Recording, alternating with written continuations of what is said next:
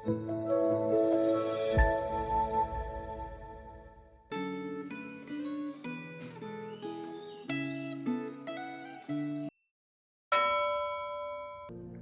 Bapak Ibu Saudara.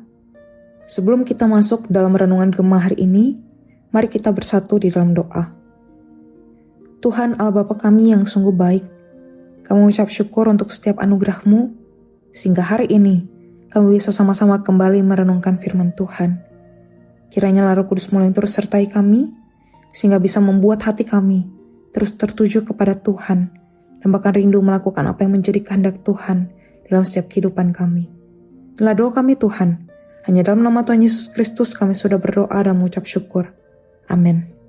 Tema renungan Gema hari ini adalah ketika dosa tak lagi bisa disembunyikan, yang terambil dari Yehezkiel pasal yang keempat sampai yang kelima.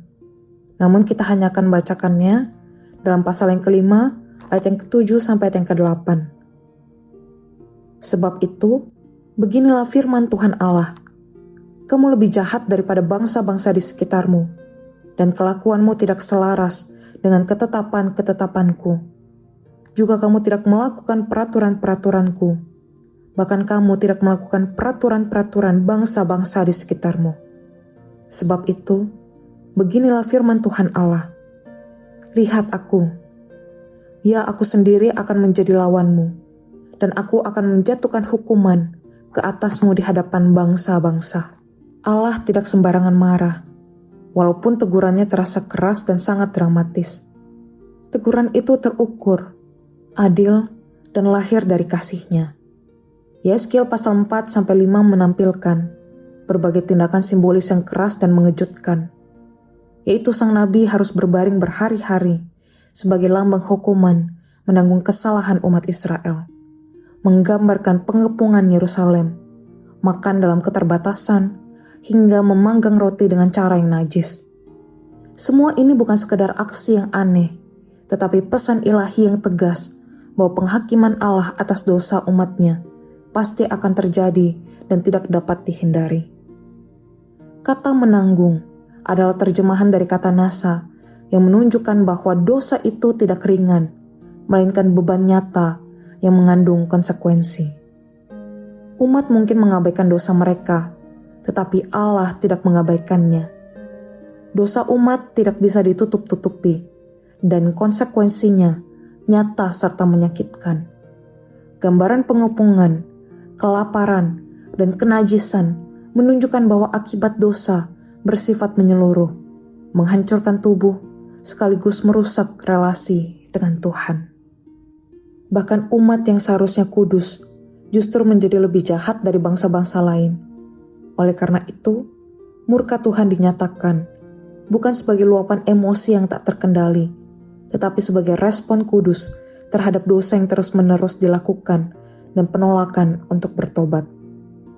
Klimaks tindakan simbolis ini adalah Yehezkiel diperintahkan mencukur rambut dan membaginya menjadi 3 bagian, untuk dibakar, dipukul dengan pedang, dan ditebarkan dengan angin sebagai lambang umat Allah yang sebagian akan mati karena kelaparan dan penyakit, sebagian oleh pedang, dan sisanya tercerai-berai dalam pembuangan.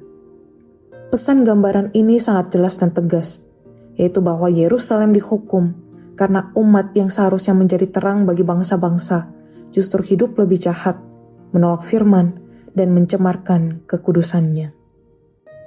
Bacaan Alkitab hari ini merupakan teguran serius bahwa dosa tidak pernah netral dan tidak pernah tanpa akibat. Allah tidak pernah menganggap enteng dosa umatnya. Ia menghukum dosa dengan serius karena ia kudus. Teologi Reform memandang murka Allah sebagai ekspresi konsisten dari kekudusannya terhadap dosa. Kita bisa membiasakan diri dengan dosa, tetapi Allah tetap melihatnya sebagai pelanggaran terhadap kekudusannya. Sesungguhnya di balik penghakiman, ada panggilan yang jelas dan penuh kasih, agar kita kembali kepada Tuhan sebelum terlambat. Apakah Anda masih menganggap dosa sebagai hal kecil atau sebagai sesuatu yang serius dan harus sungguh-sungguh ditinggalkan? Kembalilah pada pertobatan yang sejati di hadapan Tuhan. Amin firman Tuhan, mari kita bersatu di dalam doa. Tuhan Allah Bapa kami yang sungguh baik, Kami mengucap syukur untuk setiap firman-Mu yang telah Engkau nyatakan bagi setiap kami. Dan kiranya firman-Mu hari ini bisa kembali menegur kami untuk menganggap serius untuk setiap tindakan dosa yang masih kerap kali kami lakukan dalam setiap kehidupan kami. Dan kiranya Roh Kudus mulai terus menuntun kami Tuhan, sehingga kami bisa memiliki hidup yang kudus di hadapan Tuhan, dan bahkan bisa melakukan firman-Mu ini dalam setiap kehidupan kami sehari-hari. Inilah doa kami Tuhan. Hanya dalam nama Tuhan Yesus Kristus kami sudah berdoa dan mengucap syukur. Amin. Tuhan Yesus memberkati kita semua Bapak Ibu Saudara.